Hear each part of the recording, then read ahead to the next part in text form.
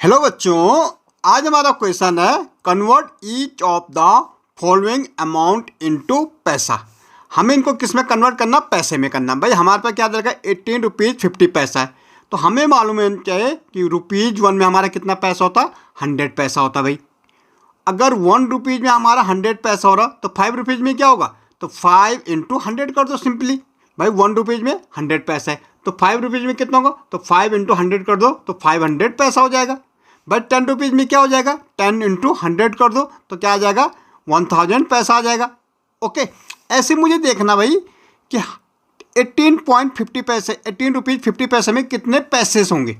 तो हमें क्या करना है? सिंपली इसको 100 से मल्टीप्लाई करना है। तो 18 इंटू 50 मल्टीप्लाई हो जाएगा 100। क्यों होगा भैया मल्टीप्लाई 100 से? क्योंकि 1 रुपीज़ में हमारा 100 पैसा आ रहा। कितना पैसा होता है 1 रुपीज़ में? 100 पैसा। अब मुझे देखना भाई 18 रुपीज़ 50 पैसे में कितने पैसे होंगे। ठीक है, अब देखो इंटू 100 कर दिया हमने क्योंकि 1 रुपीज़ में 100 पैसा होता। तो अब ये पॉइंट को रिमूव करो जरा। भाई 1 तो हम किसी नंबर के नीचे भी लगा सकते हैं। अगर मैं जैसे 5/1 करूँगा तो 1 से डिवाइड करो 5 को। भाई 1 से अगर मैं 5 को डिवाइड करूँ तो क्या आ जाएगा? अगेन 1 1 5 जा 5 मतलब 5 आ गया। इससे कोई फर्क नहीं पड़ेगा। अब पॉइंट के बाद देखना डिजिट कितनी है। अब जैसे हमने पॉइंट को रिमूव किया, पॉइंट के बाद डिजिट 1 और 2 डिजिट थी। कितने डिजिट थी? 2। तो 2 0 नीचे लगा लो। भाई आपको देखना भाई 1 तो हम किसी भी नंबर के नीचे लगा सकते हैं, इससे कोई फर्क नहीं पड़ता हमारे क्वेश्चन में। लेकिन जब हम पॉइंट रिमूव करते उसके बाद जितनी डिजिट होंगे उतनी 0 अपॉन में आ जाते। तो 1 2 डिजिट थी तो 2 0 आ गई।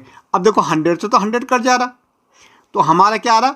1850 पैसा आ गया। ये पैसे में आ गया क्योंकि हमने इसको 100 से मल्टीप्लाई किया था। तो ये हमारा कितना? तो 18.50 पैसे में 18 रुपीज़ 50 पैसे में कितने पैसे होंगे? 1850 पैसे होंगे। ओके, ऐसे देखो 33.05।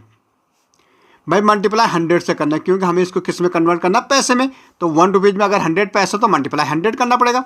अब देखो भाई हमने 1 लगाया, हमने फिर क्या किया? पॉइंट को रिमूव कर दिया।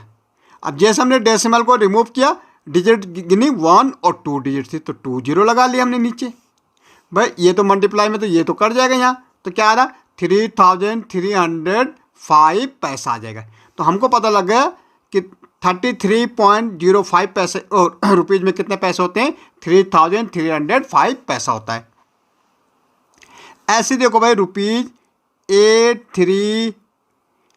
837 रुपीज़ 19 पैसे में तो इंटू कर दो 100। 100 से क्यों कर रहे? क्योंकि हमें मालूम है 1 रुपीज़ में 100 पैसा होता है भाई। ओके, अब देखो हम 1 लगा सकते हैं, इसको रिमूव कर दो 1 और 2 तो 2 0 ये कट गया। तो कितने क्या बच रहा?